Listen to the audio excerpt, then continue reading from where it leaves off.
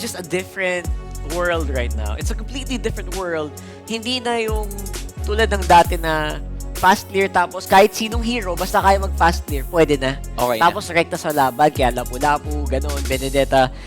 We are on the secondary rumor explanation meta right now. Yeah, there's a lot of changes kumpara mo dun sa Benedetta na nakita natin mula kay Smooth from before. And for reference, ay dating magkaampi sina Smooth at si Sutsujin sa MPL Malaysia. I believe that's King Empire ang kanilang naging kupunan during that time. Pero ngayon ay magkalaban ang dalawang ito. It's Sutsujin, that is the jungler of RRQ Hoshi, going up against Smooth, the EXP laner ng Team Vamos. And of course, as per usual, it's gonna be the Fanny taken out by Coach Pabs. Isama mo na rin yung Bruno.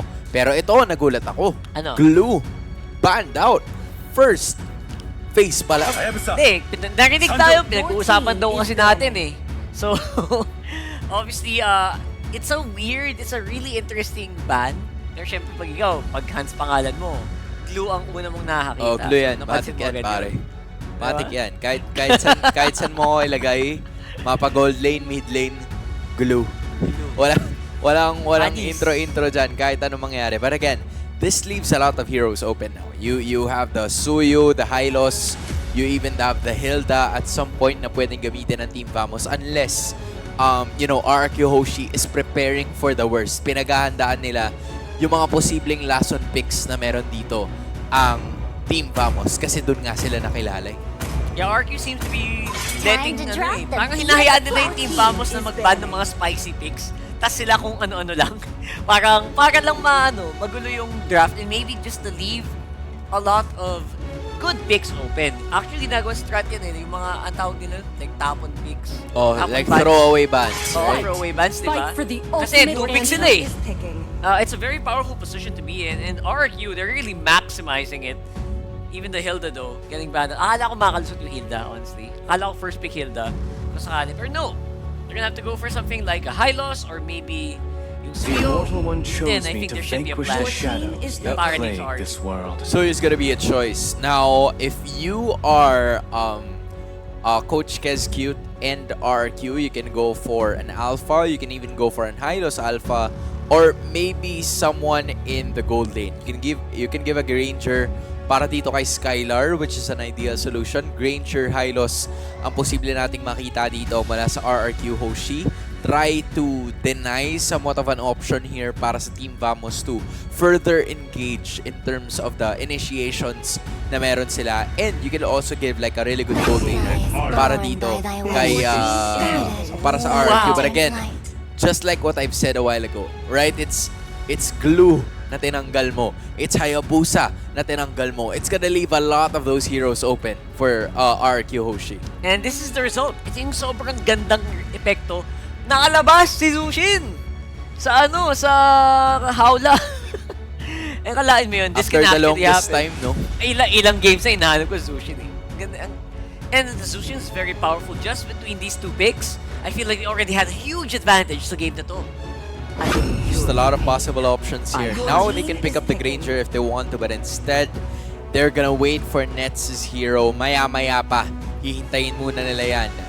The choice here is to go for the Valentina na gagamitin itong si Warlord. And so far, ang tanging makokopya niya pa lang talaga na magiging effective in terms of initiation would be the Avatar of the Guardian na posibleng gamitin ng RRQ Hoshi dito. Also adding yung show na pwede rin gamitin ni Zorn. We've seen him use this all the time, but just because a lot of people were passing up on the Granger as we speak, yan na ang magiging choice dito ng RRQ Hoshi para kay Skylar. And I wonder kung tama nga yung sinabi ko kanina na siguro dati parang pinapakiramdaman pa lang nila yung Granger. Now it feels like it's in a good position to actually do some really, really big plays. Again, obviously, it's still a high priority on the gold lane dito. Pero there is also a 0.1%, 1% chance na mag-jungle. Pero again, you don't really, hindi siya optimal eh. Yung last hit kasi nung yung stacks. Yes. Kailangan mong last hit na last hit para. Let's go. Yes, and in this certain scenario, right? If you are the Granger, nakita natin kanina that Harith will be a really difficult matchup kung ikaw dito ang Team Vamos. So, you have to think things through sa kung anong gold laner ang gagamitin mo just to be able to go very well against Granger and against Skylar. Kasi, pwede nating ihiwalay eh. Granger is a really good player or Granger is a really good hero.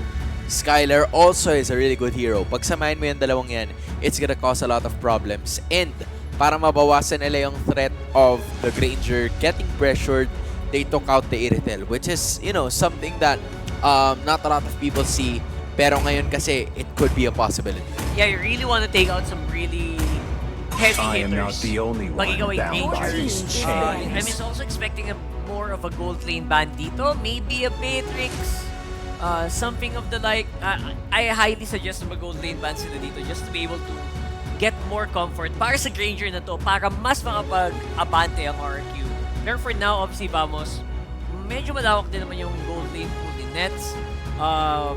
Never siya maubusan. Kasi isa yun sa mga player na magkakari pa rin hanggang ngayon eh. Agreed. Simula dati hanggang ngayon, nagkakari yan si Kuya Nets. Agreed. And nakadepende rin yun sa magiging atake or approach dito ng RRQ Hoshi, whether or not, or whether the Gatot Kacha ay malalagay mo sa EXP or roam position. We're still looking at the Hylos as a possibility dito na gamitin ang parehas na kupunan. But yeah, that's the idea na meron tayo ngayon. But it's gonna be taken out so far by RRQ Hoshi. So ang naiiwan ng mga roamers dito ay yung Tigreal. You also see the Matilda. Pwedeng matchup yan na maganda para dun sa Suyu. Lagay mo yung Cho sa EXP. But again, ang madalas kasi nating nakikita sa Team Vamos is yung Cho nilalagay nila para kay Sorny. Yeah, that has always been the idea for Team Vamos unless mag-iba sila dito ng shift. That's right.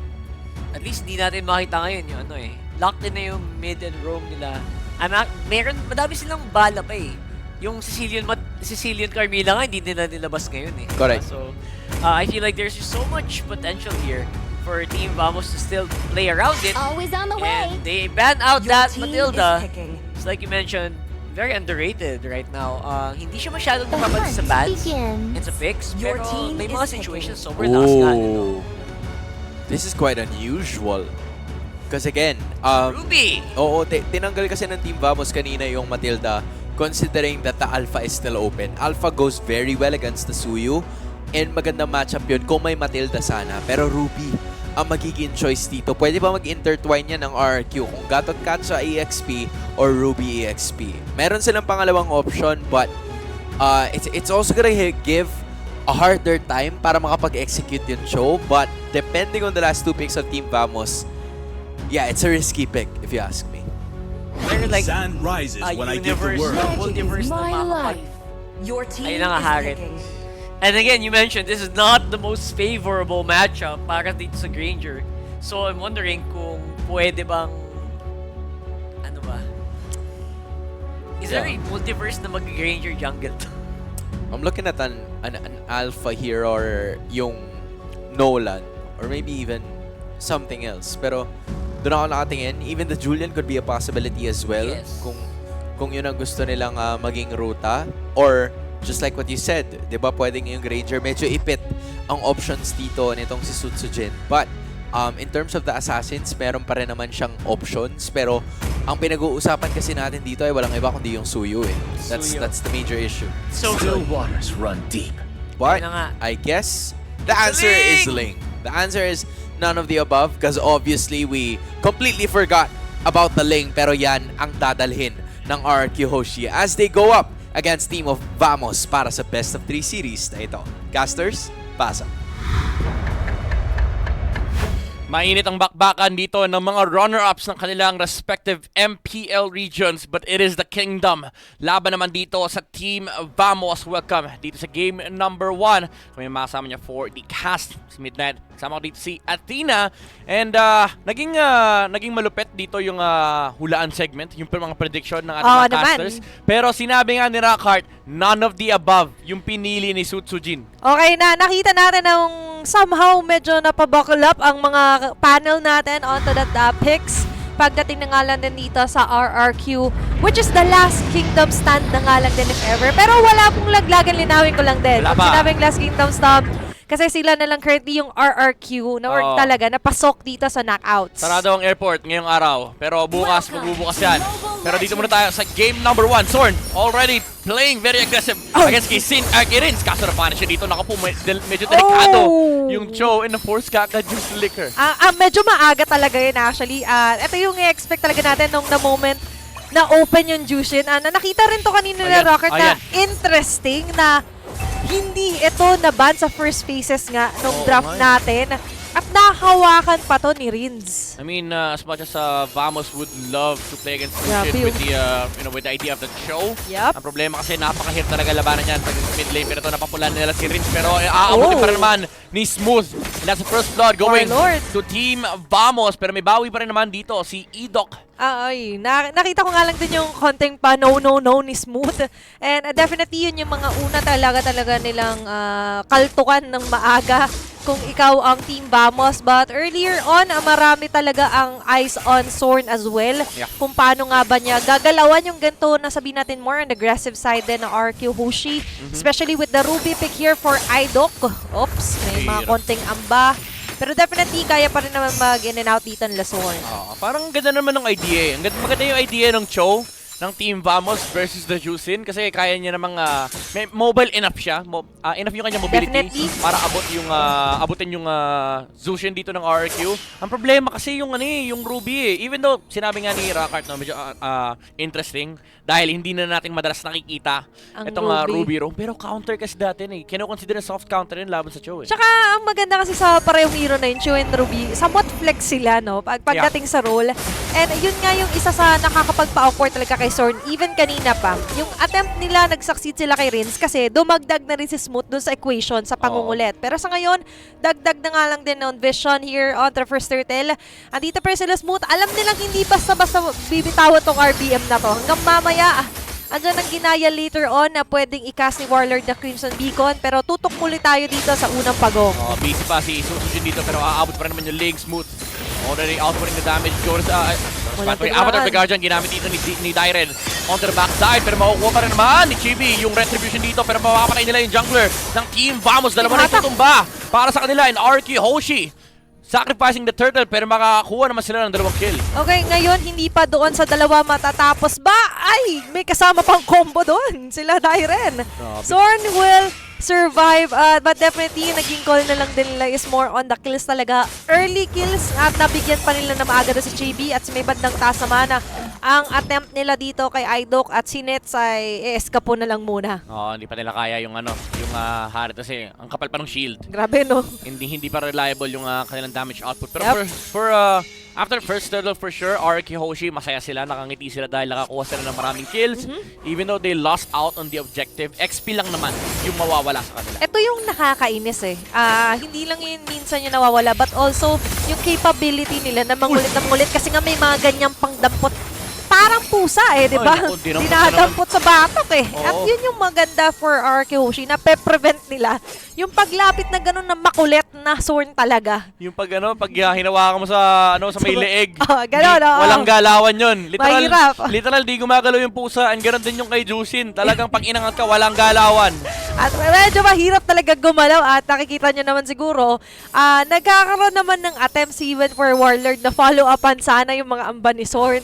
But because of what Idok Rins is doing, na makulit talaga sa mapa, yan yung expect natin. At hindi nila tatantanan to hanggang mamaya. Yan, meow ka muna. Pero ito, kick mula kay Zorn. On to Edok. And putong ba na ata yung Ruby. Nandoon yung cancel. Buhay pa! Sino hindi tumama yung Synchro Vision? Grabe naman talaga ang liksi. Kaya nang liksi dito nila Edok. At talagang iiduluhin mo siya kapag ganun yung mga galawan. By Team Vamos, parang medyo nakakagigil actually yung mga ganung mga tagpo na muntik na pero nakakalusot pa eh. Even though napaangat si Zorn kanina, nandoon yung sipa mula kay Cho. Umabot dun kay Idok. Unfortunately for Team Vamos, they weren't really able to find a kill at that spot. And RRQ Hoshi now poising themselves in front of the turtle. Wala pa yung Ling dito however, pero aabot naman siya with a pinch poise. Pwede siya umabot sa turtle fight. Simulan na naman ang mind games natin dito. Andyan na naman ang mga pailaw na nandito kay Larins, kaso nandun na si Pam. May taunt nga lang nagagawin doon sa Ladhairen, but Chibi will still get the turtle. Andyan ang mga baraha, andyan ang mga bala. At tuloy-tuloy na nga lang din ang pagbigay ng damage dito ng RRQ Hoshi, taking a kill again. Wow. Kapalit ng turtle at si Smooth ngayon. Ay tila ba hindi yata maging smooth ang ride, pero smooth ang magiging escape. Smooth na flicker out. Pero Team Vamos, considering na ang namatay doon si Chibi, hindi siya masaya, pero masaya naman yung apat dahil nakakuha ng tore dito si Nets. And bumaliktad ng konti yung gold lead na punta sa Team Vamos. Now, hawak ulit ng RRQ Hoshi. They want to make and force a trade at the top lane. Dito alam nila wala kasing biggest ka lead. And yung Death Sonata ay tatapusin ang buhay ni Smooth on the top lane. A trade has been taken here by RRQ Hoshi. Gusto talaga yun ng side ng RRQ Hoshi, especially hinahain kay Skylar. Todo linya lang siya doon eh. Lahat tumama na nga lang din onto Team Vamos Smooth. And definitely ngayon ay nakikita na rin nila na nagpupush through yung plan love. Mas sila yung nakikita natin nakakuha ng mga pickups versus sa dapat ay doon sa may show na line up tayo mas makakita nun. Pero dahil nga sa mga compromise sa positioning, sa vision, ay sobrang nalalagay din sa alanganin kahit umaamba pa lang si Zorn. Pinipitikan na talaga siya agad dito ni Lorenz. Tsaka nabibigyan din ng spasyo dito si Skylar, pati na rin si Sutsujin, already establishing a goal lead in their respective roles. Especially the Ling. Malaki yung agwat na kahit pasabihin natin 500 lang yan. Malaki na yan. Malaki na yan dahil sa Ling ay aabot sila ng late game dito for RRQ Hoshi. And ang nakakatakot kasi dito, kayang-kaya niya kayang-kaya niya soloin yung yung Harit, kayang-kaya niya soloin yung Suyu, lalo kapag lumabas na yung Hasklo. And that's the plan later on, na nag-aantay or nagbibid na lang talaga ng time dito ang RQ Hoshi. And definitely, mamaya mas ma-expect pa natin na mas lalo tayo makakita ng more mga level 5 aggressiveness. Kasi ngayon, level 3 pa to eh. Kasi sa ngayon, 7 minutes into the game, RQ Hoshi, lamang sila kills and the gold. Pero sa ngayon, sa may bandang gitna pa rin sila pumupuro. Hindi nila hinahayaan na magkaroon ng konting spasyo dun si Nets. Pero si Smooth ay aabang na nga lang din. Nandun yung mga amba. Pero yung target nila ngayon is more on capitalizing yung mas maaga nilang mga nakukuha na posisyon. Ito na yung dumadampot na pusa, pero si Rin ata yung target dito ng Team Vamos. Napagamit ng ultimate dito si Rin. Pero sa may bandang likuran, si Zorn ay nakaharap ng kick. Pero hindi enough yung damage output time nila. Revitalize din naman mula sa RRQ Hoshi and si Idok with the flicker in. Kinansel niya lang naman yung mga spells dito ng Vamos. Pero Smooth! Ooh, it's a Raging Sandstorm flicker play. Suzuki na paggamit ng Tempest of Blades. And kailangan na nila mag-out.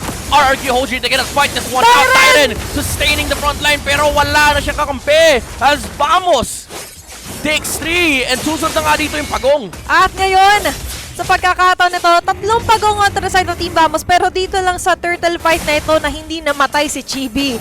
At malaya rin na nakasayaw doon si Nets. And there's a first time for everything, pero hindi yan yung magiging first time na sila yung lalamang. Dahil pati dito sa may bandang mid lane ay ang bilis ng conversion na makukuha ng Team Vamos. Sabi ni Chibi, pwede pala hindi ako mamatay. Pwede pala yun. Pwede palang may kakampi sa turtle. Pwede pala. Kanina pa ako nakikipag 1v1 kay Susujin eh. Nakukuha ko naman, pero namamatay ako eh. Ang problema kasi kanina pa, laging ako'y napupuruhan. Nasaan yung mga sasalo? Tempest, at Tempest sa mukha eh. Pinantakas ang ngalang ni Sutsujin yung kanyang Tempest of Blades earlier. And aside from that, mas maganda na rin kasi na na-eliminate din nila agad si Idok. Even before na pumasok talaga ng birahan doon sila Chibi. Pero ngayon, nakikita rin naman natin na hindi rin naman sobrang huge nung lead na na-establish sila because of that single team fight na napanalo nila agad. Pero instead, ngayon for RQ Hoshi, they're still bidding their time na naman. Andito na mga nawa pag-aabang. As you've mentioned, ang isang link afford nito yung mga solo kills. Pero I doubt dito kay Smooth niya gagawin yun. Clear lang kasi hindi niya rin papatayan. Lalo yung Khalid, pwede rin mag-Raging Sandstorm palabas. And then also just here with the quick sun guard. Pero gusto kong pansinin dito pangalawang beses ko na nakikita to. Si Warlord naka-Starlium sight na naman. Yan on the Valentina. Yeah. And interesting na nga lang din na may iba't iba kasing persona din yung mga players natin. Pero pag usapang Valentina nga, there are different pathways pagdating sa item progression. And later on, tignan natin kung mas maganda nga ba yung pathway na to. Especially for Team Vamos. Speaking of path, medyo nakaharang yata sa pathway dito sila Smooth. Na umaamba kila Dairen, wala pa naman mamamatay, pero nandun na nga lang din ang mga pag-washing-washing dito kay Chibi. Tataka si Sutsujin. Idok on the front line, naghahanap ng target, pero mukhang may pe-predict doon nila Chibi na may nagtatagong RQ Hoshi sa damo. Tsaka bitin. As much as gusto mag-punish dito ng RQ Hoshi, bitin pa yung energy ni Sutsujin na paggamit siya ng Tempest of Blades. Sabi niya, boss, kuha lang akong purple buff. And now, Team Vamos, after that skirmish, magkukuldown din naman na kanilang mga skills and Yeah. spells, pero nagamit na yung Flicker on Smooth as well as the Revitalize on Tyrant. So, RRQ Hoshi and Team Vamos dito sa susunod na Lord Fight, parehas yung mga big ultimates from the XP laners ay wala. Pero sa ngayon, yung Assassin King natin na si Susujin ay talaga naghihirapan. Most especially nga pagdating sa mga team fights, laging napo-force yung Tempest of Bleeds pantakas. Instead of it, na nakakapitalize sana sa mga pick-off or pang-patay talaga, pang-simot rather. Pero ngayon, Team Vamos ay medyo nakikita natin na nakaka-forward dito sa Vision. Pagdating sa Lord, nandun ang pagampas, may amba. Ito na yung naantay natin. Kill is free here para kay Skylar. Tuloy-tuloy yung mga baraha, tuloy-tuloy yung mga bala na bumabala dito sa mga members ng Team Vamos. Susunod pa kasi Susujin. There's going to be a Tempest of Blades na makakapatay na nga lang din sila. Not one but two members down for the side of Team Vamos. Pero sabi ni Chibi, Susujin, nakita naman ng Red Sea. Pero inahabol siya dito ng RRQ Hoshi. And Detsuna, tatatama sa may bandang likuran. Ginawang Jose Rizal. And Plumiker pa nga, si Skylar Binarel sa likuran. Grabe Si naman Chibi and Team Vamos. They lose 3 members on their side. Pero okay lang yan, sa kanilang Lord. Grabe na pumrun flip dun si Skylar para lang mahabol dun si Chibi. And that's definitely a good choice na nga lang din. Nabibigyan na naman nga dito the jungler for Team Vamos. And aside from that, katulad nga nung sinabi natin when it comes to the items, ito na currently yung meron sa mga kits ng ating mga teams. Yep, laki na yung hawak na gold dito ni Skylar as well as Susujin. Pero with the other members, lumalamang pa rin dito ang Team Vamos, especially the Valentina with the glowing one and Starlium sight. And pwedeng tapusin niya yung Divine Blade, pero pwede rin naman siya maging greedy at bilhin niya yung kanyang Holy Crystal kasi ang dami niya rin magagandang ulti na pwede nakawin. And number 1, nandiyan yung Avatar of the Guardian na alam naman natin masakit Yeah. sa fast battle TV. One-on-one. Getting outplayed by Susujin with the Tempest of Blades! Na-activate na siya. May kilala rin na kung ganong kahusay magling. Oo, parang parang kasing galing ni Kangkong magling eh. Oo naman, si Onis Kangkong. Oo, si Onis Kangkong, malupit din eh. Kilalang kilala natin yan. Pero sa ngayon, malupit din ang nagiging front ng RRQ Hoshi. And destroying another turret on the way dito sa may bandang mid lane pa. Team Vamos ngayon na napupunta sa alanganin. Kung kanina sinabi natin lamang sila in a span of what? 15 to 30 seconds. Ang bilis sa mga pangyayari. Kaka-item check pa lang natin midnight. Grabe na ganito si Susujin, sabi niya, nakuha ko na yung item ko. Nakita nyo na lahat, may BOD pa. Ayun na. Nahawak dito si Susujin. Bawal kang makipag 1v1 dyan. Hindi mo nagugusin. Naka-rich kid build na rin siya dito. Oo, mayaman na. Matagal na mayaman yan, Susujin. At true naman. Hindi natin tatanggihan. Oo, isa pa yan, si Skylar, mayaman din yan. Grabe no. At ngayon, mas lalo pa nila ikakayaman. Destroying a turret. Conceal play. Merong mga abutan si Tyren na mag-after the Guardian na hindi na nga lang din matutuloy. At ngayon, Team Vamos tuloy-tuloy. Maghahanap ng target. Nandito na sila sa may bandang purple pit ni Susujin. Oh, lipad retry sa mukha. May combo pa eh. Grabe si Susujin. Ayaw bigyan dito si Chibi. Madamot si Susujin. Grabe no. And speaking of which, na kanina diniscuss din naman ng ating panel, may mini reunion din kasi dito kay Smooth tsaka kay Susujin, Ay, diba? They were former teammates. Pero sa ngayon parang may konting talaga. Amba yung ganong pag-sticker din talaga dito ni Susujin eh. Oo. Ayan na, reunion na naman. Ito na yung yung dalawang makulit dito sa mapa natin. Pero yung Lord mag-spawn dito sa bot side. And RRQ Hoshi, sila ang mauuna sa pwesto. And si Zorn, sisilip siya dito versus Siren. Pwede nila pick up kagad yung Gatot Kacha. Pero they're looking for a different target. Pero yun na nga, nahuli na nila dito yung Gatot. Pero ito! With the Flicker! Flicker hook! Wala dito sa Ruby. Tempest of Blades sa may bandang likuran. Taking down Nets. And tutunan na rin si Smooth doon sa harap ng Vamos. At Zakali goes down. Pero nakakuha naman ng kill dito si Warlord. He takes out Susujin on the ling. 3-for-1 trade-off. But definitely, Idok right there. Yung ganong klaseng mga paghatak talaga. Yun yung nakakainis sa isang Ruby. At ngayon sa pagbabalik ulit ng isang Ruby here onto the M6 pa, I could only imagine na mapupunta na naman to sa mapa ng ating meta. At may isa na naman sila mahuhuli si Chibi na makakatakas din naman. Kaso nga lang yung Lord ay mapupunta sa kamay ng RRQ Hoshi. Warlord, wala ka na sa Indonesia. Ay, hindi umuwi. Nasa Indonesia. Tumuloy pa. Sabi niya, na-miss ko rito. And si Rins. Ay, nilabas lang yung kanyang lantern na paggamit na rin ng ultimate dito si Warlord. Pero okay lang din naman yan for RRQ Hoshi. They did not lose anything Purify niya lang mula kay Rins. Yeah, gusto niya lang talaga ma-exhaust agad dito yung battles for Rins.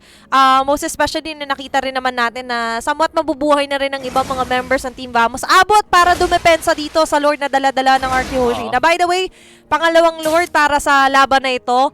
At sa laban din sa may bandang baba, may nakikita ko na mumong tension. Magkakahabulan yata yung dalawang junglers. Pero balik tayo dito sa may bandang middle lane. Nakakatok na nga lang din sa base ng Team Vamos. Yan lang, medyo malilate dito. May hatak na naman! Na-open na si Idok dito. Sabi niya, tagal kung hindi niya pa-pick. Ang tagal, walang Ruby sa meta. And ito na nga, charge up yung kanyang I'm offended. Pero napagamit na rin ng Seven of Blades si Idok. The Lord is still marching in front of the base here. Vamos. And si JB makakatakbo ba? Hindi. Inangat siya. Inangat na naman yung pusa mula kay Rins. Pero unang tumumba rito si Tyren. Actually, that's the Gatotkacha being taken down here by Smooth. At ngayon, smooth nga. Hindi masyadong smooth yung depensa. Pero ang importante, nakadepensa pa rin for Team Vamos. RRQ Hoshi on the other hand, medyo na palhalim to si Tyren.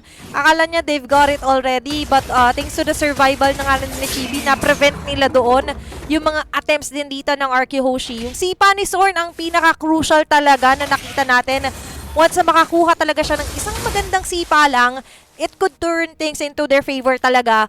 And nakikita natin ngayon, hindi rin naman sobra masasabi natin na dominante yung RRQ Hoshi.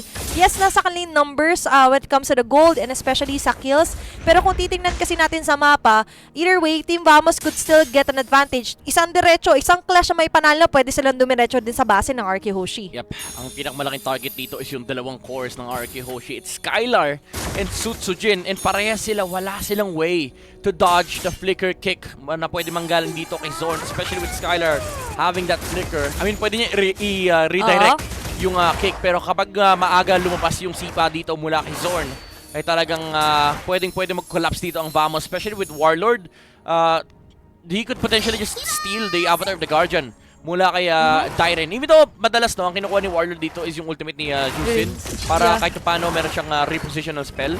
Pero again, ito yung mga pwede kasing gawin ng Vamos. Kapag nasipa na ni Zorn, pwede follow up. Si Smooth pa na si Warlord, and then Nets would be able to fight in the front lines with the Zaman Force. Kumbaga marami-rami ang mga nakasalalay dito kay Zorn. Marami talaga. Talagang Buong nakita bansa natin lahat na nanonood sa kanya. Bansa rin, syempre. Sa buong venue yan. Yeah, and nakita rin naman natin na pati tayo dito sa Pilipinas ay inaabangan kung Ayun paano lang. nga ba magiging galaw nila. Kaso doon sa pinakalikod na maaga yata pagsilip ni Tyren na mapapatay na nga lang din nila Chibi. Pinadilim ng Vamos yung kanilang mga sarili, pero inilawan sila Rins. Kaso naligaw si Tyren, pero nahok dito. Si Zorn na open siya, pinatay niya. Tinamaan ng bala mula sa likuran. Susujin, Tempest of Blades. Natouch niya yung pana mula dito kay Ayan Chibi, na. pero napakahapte ng Team Vamos. Babagsak na rin yung Ling.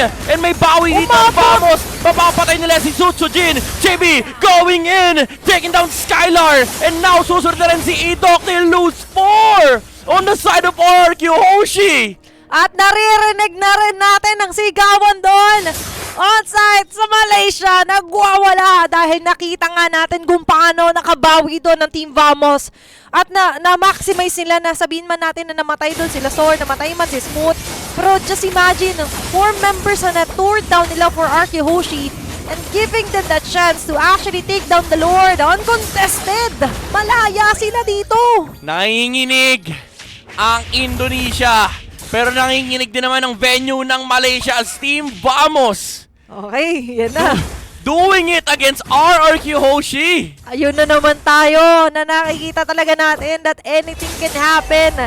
And yung attempt doon ng Team Vamos to be greater than ever ay nag-succeed. But remember, hindi pa naman totally tapos, and looking at their instant replay, nakala natin that was the end for Team Vamos. Oh my goodness. Pero with the holdback na meron doon, or rather hindi nag-holdback doon si Smooth, sa pag-dive niya sa pinakalikod, paving way for them to eliminate Sutsujin and finally makakuha ng magandang positioning doon sila Nets.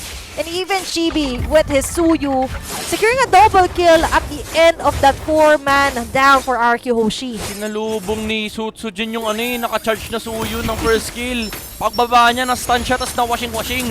And si Zorn dito umaamba ng flicker kick, naghahanap siya ng magandang target dito. Okay. Pero wala si Skylar sa may bandang likuran. Ginamit nga ni Zorn yung kanyang flicker and Idok with the I'm offended play. Pero hindi nila kaya i-sustain dito yung damage output ni Ness. Ayan na si Vamos Sutsujin. is playing under Zaman Force, pero mapapatay na nga ni Sutsujin. Sutsujin dito si Harit. Papatay si Nets. And RRQ Hoshi, they're mounting a comeback here. And isa-isang tumutumba ang Team Vamos. JB finds the return kill onto Sutsujin, stopping the Ling.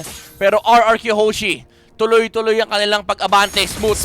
Kailangan niyang humanap ng spasyo dito kasi silang dalawa na lang ni Chibi ang naiiwan. And RRQ Hoshi, napabay time ba sila? That is the question. Kasi yung minion wave sa middle lane ay pwedeng magamit para tapusin ang base ng Vamos. At nakita natin kung paano ni U-turn. Tinur ni Chibi? Smooth. Chibi? Doon sa Malaysia ang RQ Hoshi. Habang si Chibi lumalaban, Immortality natanggal na nga lang din. Mabilisan mga item swap. Pero sa ngayon, hindi na nga yata siya papayagan pa na makadepensa. It's going to be a shutdown kill habang dito si Smooth. Lahat na ginawa niya, pero hindi magiging sapat. An official wipeout. RQ Hoshi hindi pipilit ang mga bagay-bagay. Pero there's going to be a next minion wave na makakadepensa pa rin na at abutan ng Team Vamos. Abutan pa nila yung next lord. What a buy time! Grabe. Mula dito kay Chibi at pati na rin kay Smooth. Talagang smooth yung kanilang pagbili ng oras dito laban sa RRQ Hoshi. All 5 members from both sides will be up for the Lord. And Team Vamos, even though mukhang sila na yung kayang tumapos ng game na yun, Sutsujin makes a play on the B line. Pero hindi pa tapos ang RRQ Hoshi. May concede pa rito. Rinse with the ultimate in. Ayan na, gusto nilang sunod-sunod na. kabulin dito sila Warlord and Avatar the Guardian mula kay Derek gagamitin na. And ito na nga ata ang katapusan ng Team Vamos dito. Hindi na makakadepensa si Nets. Beautify na paggamit na. Susunod sa may padalikuran. Staying out Zorn. Then RRQ Hoshi takes game number 1. Nakita natin ang palitan. Masipa, suntok. Patay rin ng mga pag-awak sa leeg dito nila Rins. But definitely, onto that last team fight ay naselyuhan na ng RQ Hoshi ang una nilang panalo for this best of 3 series laban. Nangalan din sa Team Vamos. Grabe yung game na yun, Adina. Parang Olympics. May fencing, may sipa, May marathon. may yun yung namamaril-maril pa, diba? May firing range. Oo nga Tapos may 100 meter jump.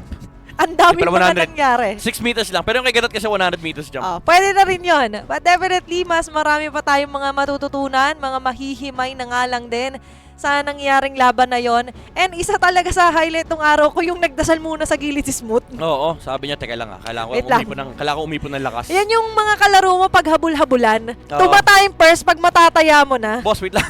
Time first. Wait lang. Manonood ka muna. Pero papanoorin muna natin dito ang analysis ng ating panel kasama ang ating host na si Hans at si Rockhart.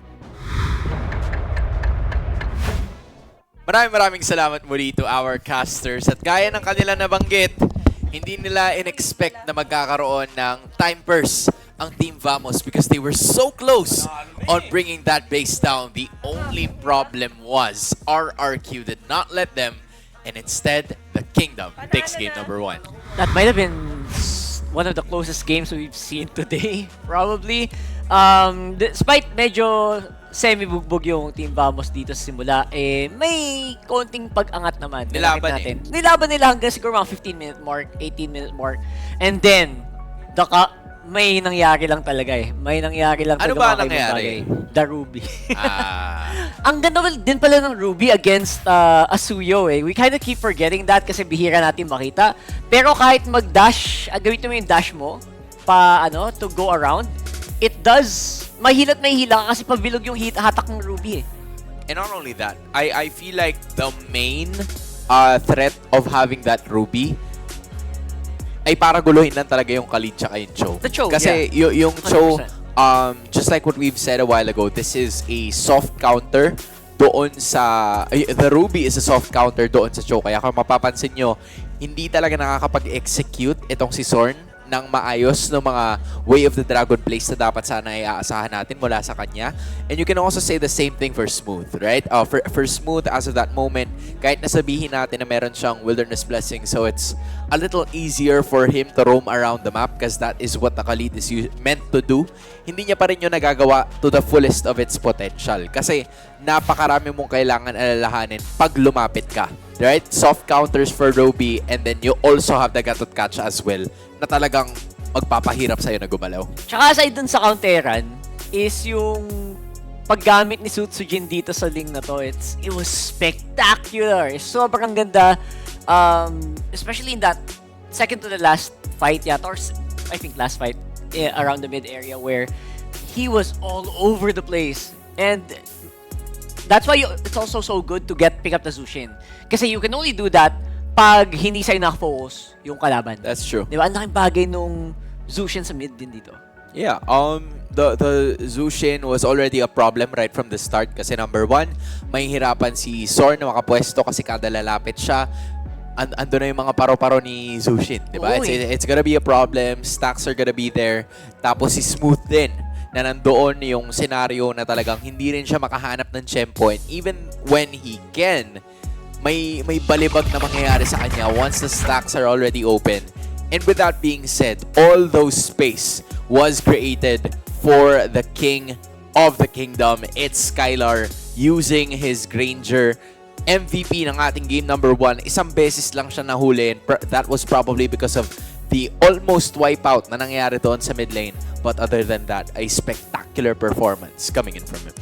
12-1-4. I mean, it's so surprising na this is the pick that is now, you know, dominating the gold lane so far. At least today, di ba? Parang Yes. medyo, it's a Granger day. It's a Granger day. And it's a really good way to play this hero, like I mentioned earlier.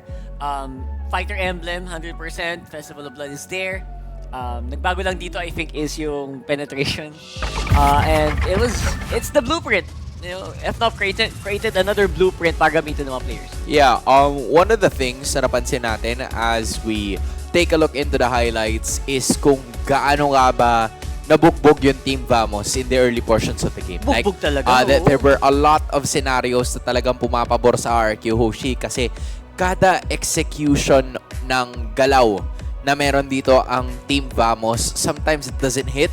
Or when it hits, I'm talking about the crowd control skills na meron sila. Yung RRQ Oshi, babalikan sila ng Avatar of the Guardian, babalikan sila ng I'm Offended. Minsan nga, yung I'm Offended pa ni Idok yung nagsisimula ng laban. And that was just a really good time for them to showcase what they can do. At ito, yung ilan sa mga huling team fights or maybe not even the last team fight. Kasi ito yung mga oras na pumapalag talaga ng todo yung karamihan sa mga members ng Team Vamos until they weren't able to do so. Yeah, and Nets obviously tried very hard to fight it. Ito Pero yung dulo. ang hirap i-navigate ito. Ito yung performance na grabe ka naman, Sujin. Lahat na lang hinampas mo. Nandun sa base, tapos biglang punta sa gilid. It was just, he was everywhere. And after that, may recovery pa ba? 20 minutes na yata yan di ba? So, the death timers were just unbelievable and unrecoverable here at this point para sa Team Vamos. It was a slow burn. And again, nice try dito. Kila Smooth to kind of delay it. Maybe isa pa, magkamali pa ulit yung RRQ. Kasi kanina, napinas naman si Dyren. They were able to capitalize. But we didn't see anything after that. Yeah, it was a good call.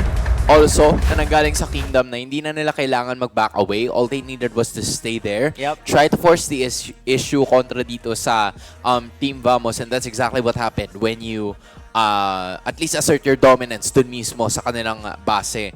Even though there was a lot of time that was tried to be spent here ng kupunan ng Team Vamos, it's not gonna be enough kasi most of the damage outputs na nanggaling sa RRQ Hoshi were already there. Thus, giving the point to Indonesia in this best of 3 series. Again, yung bearing ng laban na to is gonna be the most important part of the fight, right? Because again, kung mapapansin natin, the time is not on the side of Team Vamos because they're gonna have to get the win here. Because again, luxury means gaming with Fairy's first